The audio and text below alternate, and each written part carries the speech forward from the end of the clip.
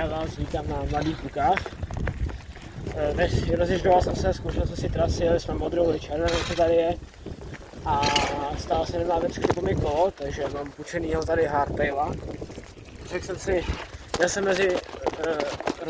mohl si vzít Treka Fuel X, něco nevím, anebo tady toho hardtaila. Řekl si zkusím hardtaila po dlouhé době.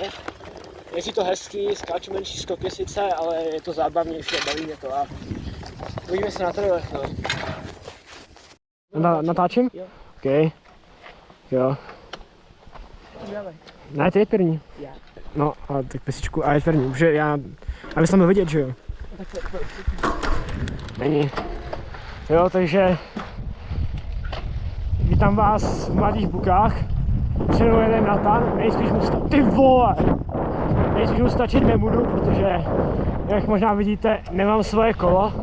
Mám hardtaila, musím se na ně zvyknout. Na hardtailu jsem dlouho nebyl, no 3 roky. A jedeme modrou. Nevím, jak se jmenuje, ale Natan mi ujíždí, protože šlapá, mě se šlapat nechce. Co se stalo s mým kolem, už víte. Právě kvůli tomu jsem si půjčil hardtaila. Měl jsem na výběr Treka, nevím, Fuela, myslím, nevím, jak se to čte, jmenuji to. A tady tím Root něco nevím. Ale vybral jsem si hardtail, ale dlouho jsem na něm nebyl. Chtěl jsem si ho vyzkoušet. A tady na Mladých Bukách je to možná i pro některý lepší volba. Tady je spousta boulí a takový dirtovější skoky spíš jako. Třeba tady ten byl úplně luxusní. Tu modrou jsme jeli jednu z začátku, jinak jezdíme červenou. Ty větší varianty jsem naskákal na mém kole. A no, akorát to nemám natočený, bohužel, no. A tu černou éru, co tady je, ty vole, to byl manuál. Skočil jsem první skok, ten zařadil dropík, pak jsme jeli dolů a prohlíželi si trať. A když jsem pak jel ty lavice a chtěl jsem tady na tu černou, tak křuplo kolo, no. Nevím, co s tím bude. Videa možná ještě budou, uvidíme, možná se půjčím kolo na víc dní, abych mohl jakoby jezdit, abych nemusel domů, uvidíme. Těžko říct. No. Ty vole, to bylo hnusný. Jinak jako v modrý trail, o tom si říkám, ale jako pro děcka dobrý, ale pro mě rád se zaskáču, tady jsou jako jenom boule. Co musím říct, na tom hardtailu to jede líp. Nevím co, protože nevím, Natan šlape, proto jako mu to jede rychlej, že jo, ale nevím co, protože když jsem nešlapal skoro vůbec, tak to fakt je pomalejš, takže pokud si hodláte si modrou jenom, hardtail je podle mě skvělá volba. Je to rychlej, nemusíte šlapat a celkově je to fajn. Tak se polovině a hezký výhled tady. Zatím jako to feel je dobře. Tak co, jedem? OK. Potom si ukážem tu černou a uvidíme ten downhill, to už jsem možná říkal. On jako za jízdy jak kecám, tak nevím, co jsem řekl a co ty vole, co ne. Wow. Ty vole. OK. Vadí, to nebylo v plánu. Pohoda. Stává se. OK. Tady jsem našel moje Shark mi přistala koupenky. Byl transfer. A jako málem jsem se zabil. To nevím, jestli to je, ale půjdu to. Nice, krása. Jinak dejte, jestli se vám líbí tady ten obraz, protože se od kamaráda GoPro Max 2 360, že jo? Nevím, jak to vypadá. Doufám, že se líbí. Žbáně moc toho nevidím přes tu kameru. Teď aspoň vy vidíte hodně. No, manuálek, klopenka. Mám vidět ztrati zase, ty vole.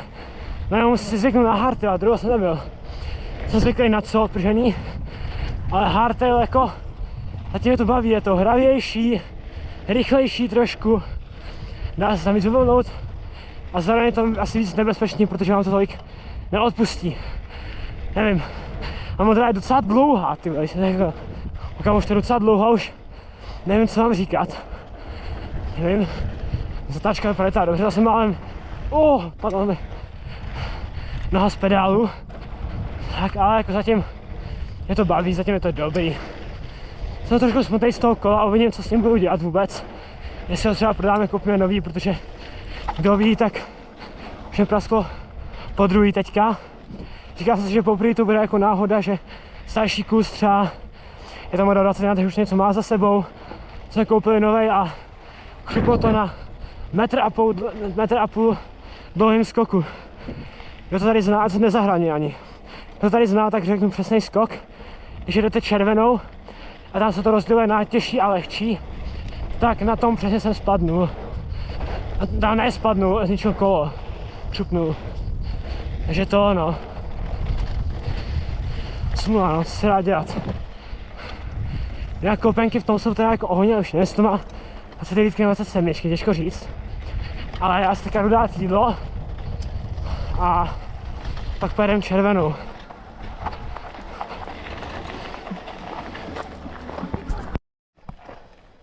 Jo, dobrý, umí to. OK. Můžem? Yes. Jo, takže teďka si dáme červenou. Bohužel jenom tu lehčí variantu. Jak jsem říkal, na tím modrý tu červenou jsem už skákal, i tu větší. Ale prostě připlavit moje kolo a teďka se bojím hrozně. A nemám hlavně svoje kolo, že jo, jsem na hardtailu taky. Já jsem řekl, tady není to dobrý. Tady si dáme jenom tu menší. Tam byl rápes, ty vole. Já to mě sere jak nážají to odpožení, ty vole. Ale pohodička. Dáme si stízy nějaký, jenom, to bude vypít. OK, dáme si rovňáka. Wow. Tak a dáme si.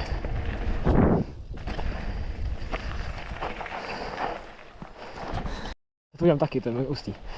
Takže jdeme na další část. Tady se umám, si nebudu skákat všechno, prostě. Chápeš? Není to prostě.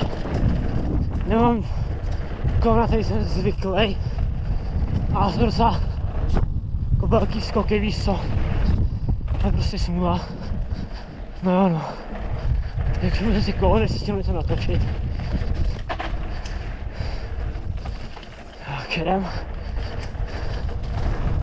Ale jako mladý boky.